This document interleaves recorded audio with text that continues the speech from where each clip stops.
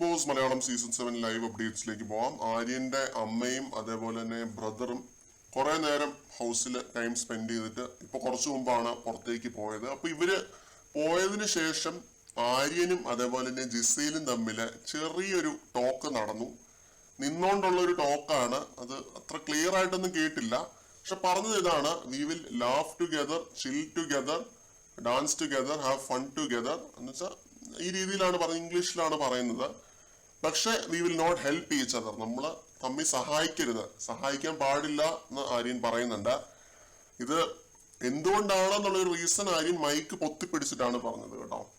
എന്റെ അമ്മയാണോ സഹോദരനാണോ ആരാണെന്ന് അറിയില്ല, ആരോ ഒരാൾ അങ്ങനെ ഒരു കാര്യം ആര്യന്റെ അടുത്ത് പറഞ്ഞിട്ടുണ്ട് എന്ന് ആര്യൻ ആക്സെപ്റ്റ് ചെയ്യുന്നുണ്ട്. അത് മൈക്ക് പൊത്തിപ്പിടിച്ചിട്ടാണ് ആര്യൻ പറഞ്ഞത്. പക്ഷെ ബിഗ് ബോസ് അതൊരു വിഷയമാക്കുന്നില്ല, ഒരു തവണ പോലും ബിഗ് ബോസ് അനൗൺസ് ചെയ്യുന്നില്ല.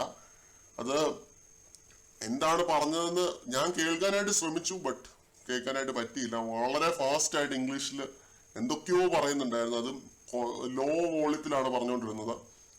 അപ്പൊ ഇതാണ് പറഞ്ഞത്: നമുക്ക് ഒരുമിച്ച് നടക്കാം, ഒരുമിച്ച് കിടക്കാം, നമുക്ക് ഒരുമിച്ച് കളിയും ചിരിയും ഒക്കെ ആവാം, പക്ഷെ നമ്മളെ തമ്മിൽ സഹായിക്കരുത്, നമ്മൾ ഗ്രൂപ്പായിട്ടാണ് കളിക്കുന്നത് എന്നുള്ളൊരു മെസ്സേജാണ് പുറത്തേക്ക് പോയിക്കൊണ്ടിരിക്കുന്നത് എന്നുള്ളൊരു കാര്യം ആര്യൻ ജിസേലിന്റെ അടുത്ത് ഇപ്പൊ കുറച്ചു മുമ്പ് ലൈവില് പറഞ്ഞു.